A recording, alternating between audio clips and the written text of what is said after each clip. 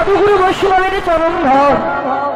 সাধুগুরু বৈষ্ণবের চরণ যদি কেউ ধরতে পারে, ভক্তের কৃপা একদিন না একদিন ভগবানের কৃপা লাভ করতে পারে। বাবা, এই ভক্তের চরণ ধরলে কি হয়, এর মাহাত্ম্য কি? সত্যযুগে একজন রাজা ছিলেন, যার নাম ছিল রাজা ইন্দ্রদম্ন।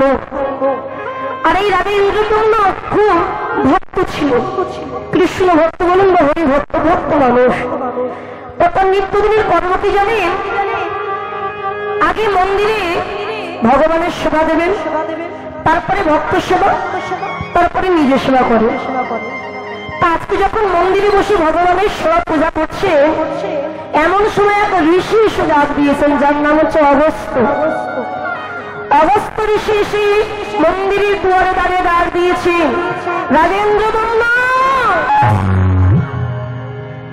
আমি ভিক্ষার জন্য তোমার দুয়ারে এসে দাঁড়িয়েছি, কৃপা করে কিঞ্চিত ভিক্ষা দাও। রাজা ইন্দ্রদম্ন চিন্তা করলেন, যেহেতু আমি পূজায় বসে পড়েছি, এখন আমি যদি পূজা ছেড়ে উঠে যাই তাহলে আমার ভগবান অসন্তুষ্ট হবে। কিন্তু তিনি জানেন না, ভগবান নিজেই বলেছেন, আমাকে সেবা দেওয়ার আগে যদি আমার ভক্তের সেবা দেয়, বৈষ্ণবের সেবা দেয়, আমি আরো বেশি খুশি হই।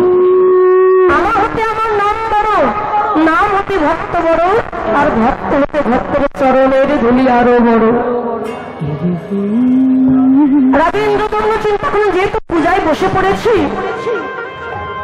পূজাটা অন্তত শেষ করি, তারপরে নয় উঠে যাব। যখন 3 বার বললেন ভিক্ষার জন্য এসেছি, ভিক্ষা দাও, হরিবল।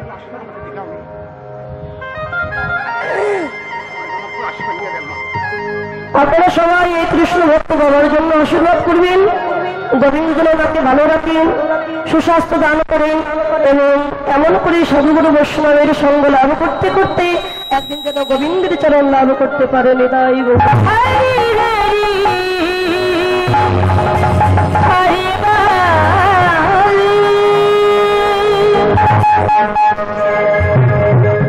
তিনবার বললেন, কমে গেল।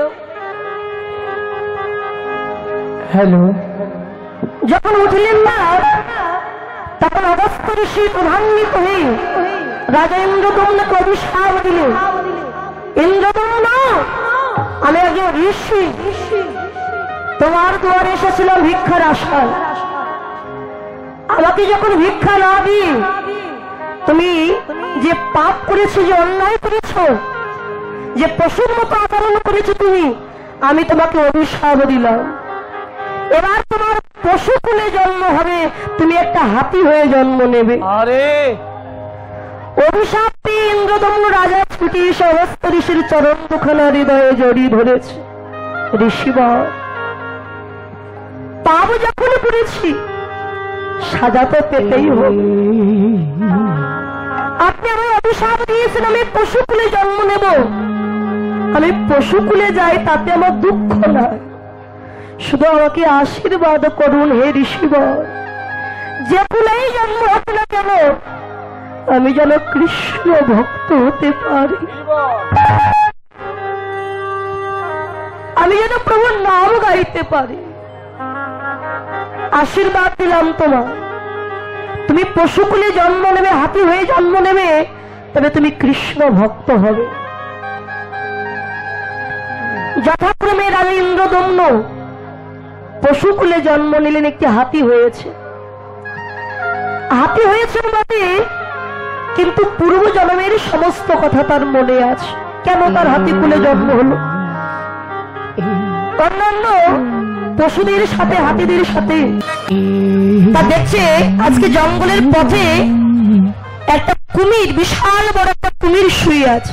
আরে এখন ওই কুমিরটাকে দেখে অন্য হাতিরা তো ভয়ে চলে যাচ্ছে, কিন্তু যে কুমিরটা রাজা ইন্দ্রদম্ন ছিলেন, সে হাতিটা থমকে দাঁড়িয়েছে।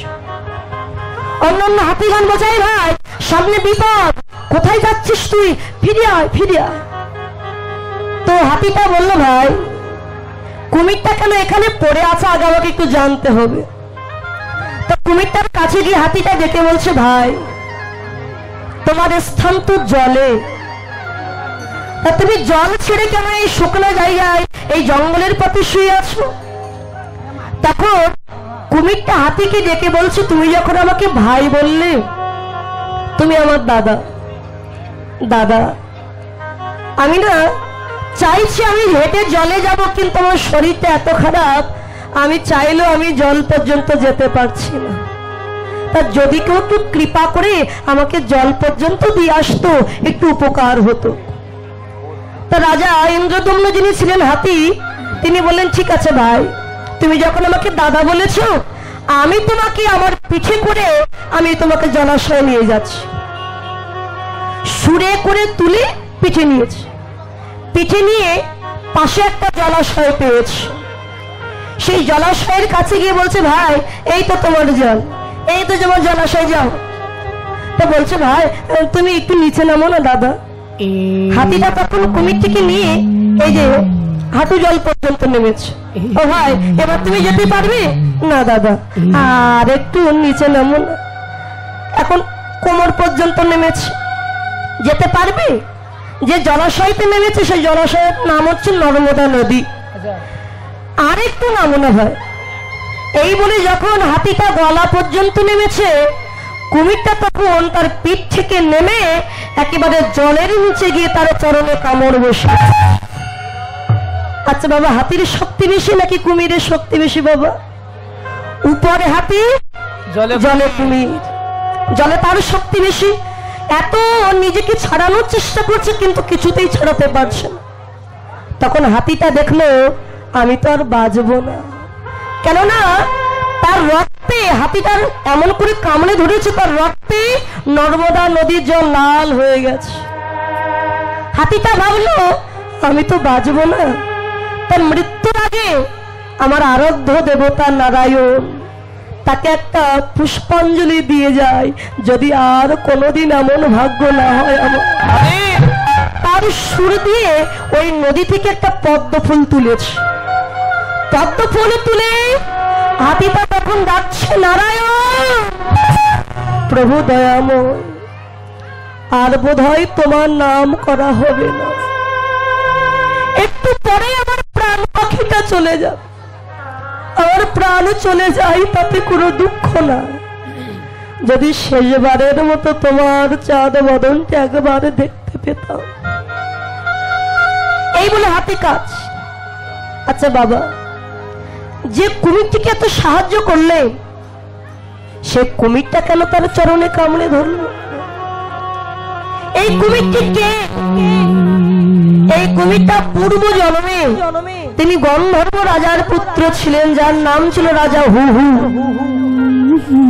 এই রাজা হুহু যখন একটি বাজে অভ্যাস ছিল কি জানেন বাবা, ওই জলের নিচে বসে থাকতো। যত মুনি ঋষি নদীতে নেমে স্নান করতে, আর এই জলের নিচে বসে তাদের চরণ করে টান দিত। তারা যখন হাতে জল নিয়ে সূর্যদেবকে জল অর্ঘ্য নিবেদন করতেন, এমন করে চরণ ধরে টান দিতেন, জলে পড়ে যেত। এখনো সব মুনি ঋষিগণ বাচ্চা ছেলেদের ছেড়ে দিতেন, কিছু বলতেন না, কিন্তু পাপ যে কখন। হরিবল হরিবল। এখন বাবা, যখন হাতিটা ডাকছে নারায়ণকে, তাহলে কুমিরটাকে একটু পরে তাহলে বলি, কুমিরটা কথা একটু পরে বলছে, যেহেতু ভাবটা এখন উড়ে গেছে। তো যখন নারায়ণকে ডাকছে, এমন সময় দেবী লক্ষ্মী নারায়ণকে ডেকে বলে, স্বামী একবার তাকিয়ে দেখো, যে তোমার ভক্ত, যে কিনা ওই কুমিরটিকে সাহায্য করলো, আর এই কুমিরটা কিনা কি করলো, তার চরণে এমন করে কামড় দিয়েছে যে একটু পরেই তার প্রাণটা চলে যাবে। তার মৃত্যুকালে তোমায় ডাকছে, তুমি কি দেখা দেবে না, ভক্তকে রক্ষা করবে না? লক্ষ্মী, অবশ্যই আমার ভক্তকে আমি রক্ষা করতে যাব। দেবী লক্ষ্মী বললেন, স্বামী তোমার লীলা দর্শন করতে আমিও তোমার সাথে যাব। দেবী লক্ষ্মীকে নিয়ে নর্মদা নদীর কাছে এসেছেন নারায়ণ। এসে দেখেন এখনো পর্যন্ত কুমিরটা চরণে কামড়ে ধরে রেখেছে। তখন নারায়ণ আর বিলম্ব না করে সুদর্শন চক্র দিয়ে ওই কুমিরটার মাথা কেটে দিয়েছে। মাথা কেটে দেওয়ার কিছুক্ষণ পরে দেবী লক্ষ্মী দেখতে পেলেন ওই কুমিরের আত্মা ধীরে ধীরে স্বর্গের দিকে চলে যাচ্ছে। দেবী লক্ষ্মী বললেন, স্বামী এ তোমার কেমন বিচার? যে কুমির দুরাচারী পাপাচারী যে তোমার ভক্তকে কষ্ট দিল, আরে আর তাকে তুমি স্বর্গে পাঠাচ্ছ কেন? নারায়ণ বললেন, লক্ষ্মী, আমার কাজের একটা বিবেচনা আছে, বিচার আছে। আমি জানিও দুরাচারী পাপাচারী, তবে ওকে স্বর্গে পাঠাচ্ছি কেন জানো? আচ্ছা বলো তো লক্ষ্মী, কুমিরটা যে হাতিকে আক্রমণ করলো, কামড়ে ধরলো, আচ্ছা বলো তো কোথায় ধরেছিল? কেন স্বামী? কুমিরটা হাতিটার চরণে ধরেছিল। নারায়ণ তখন কেঁদে বলে, ওগো লক্ষ্মী, এ জগতে যে আমার ভক্তির চরণ ধরি,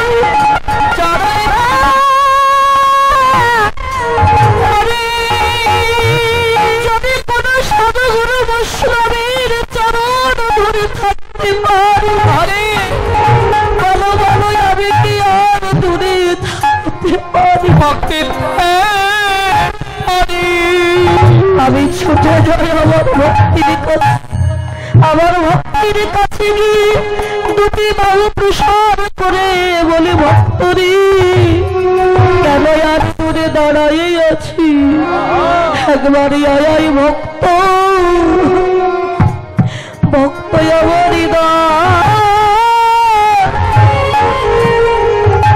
হৃদয়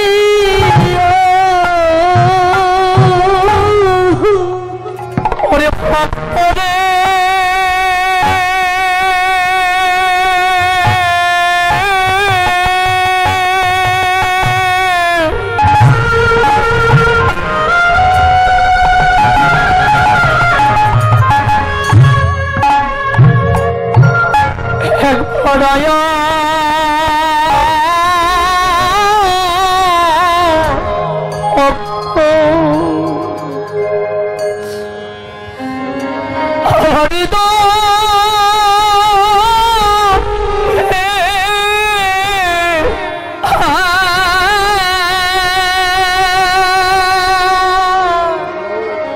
একবার আয়া ভক্ত,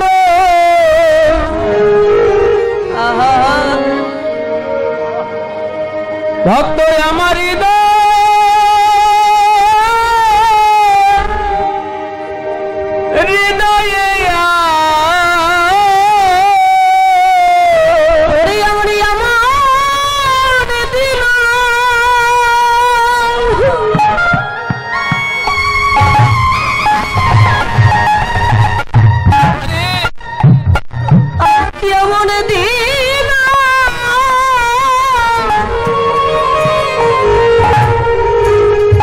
আমার ভাগ্যে আর হয় কি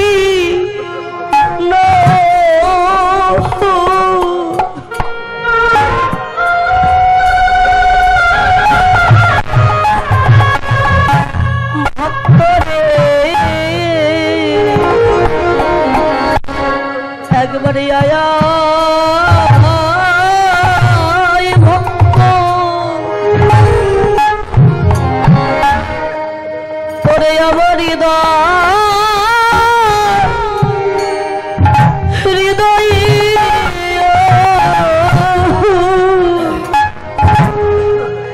আমার দিলা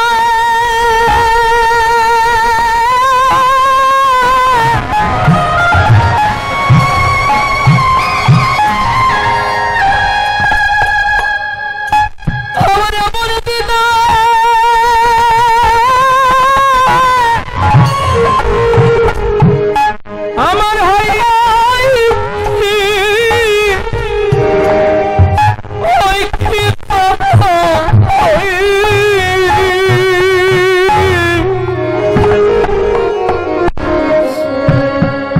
একবার আয়া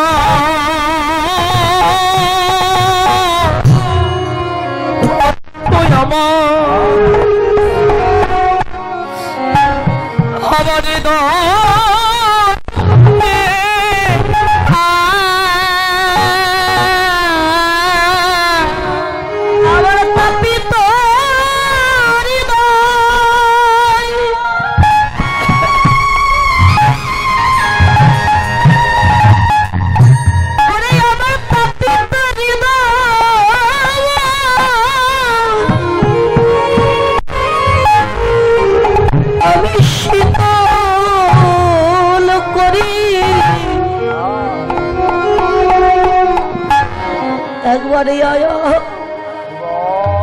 আয় ভক্ত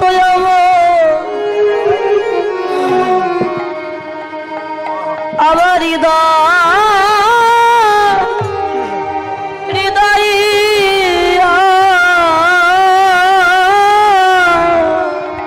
আমার তাপিত হৃদয়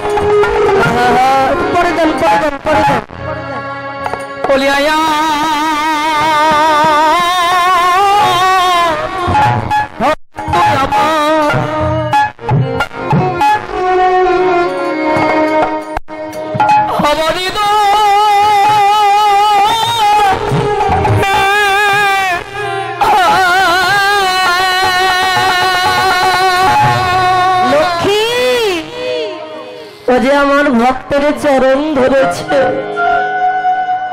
ওকে কি আমি নরকে পাঠাতে পারি বলো? ওকে আমি স্বর্গে পাঠিয়েছি, তাহলে কুমিরটা কেন চরণ ধরলো বলো? এই যে বললাম এই কুমিরটা পূর্ব জন্মে একজন গন্ধর্ব রাজার পুত্র ছিল, যার নাম ছিল কিনা হু হু। এ যখন বাচ্চা ছিল একটা বাজে অভ্যাস ছিল কি, যত মুনি ঋষি নদীতে স্নান করতে যেতেন, সূর্যদেবকে জল অর্ঘ্য নিবেদন করতেন, তখন এই জলের নিচে বসে তাদের চরণ ধরে টান দিয়ে ফেলে দিতেন। এখন অন্যান্য ঋষিগণ বাচ্চা ছেলে ভেবে ছেড়ে দিতে, কিন্তু অপরাধ করলে পাপ করলে পাপের সাজা যে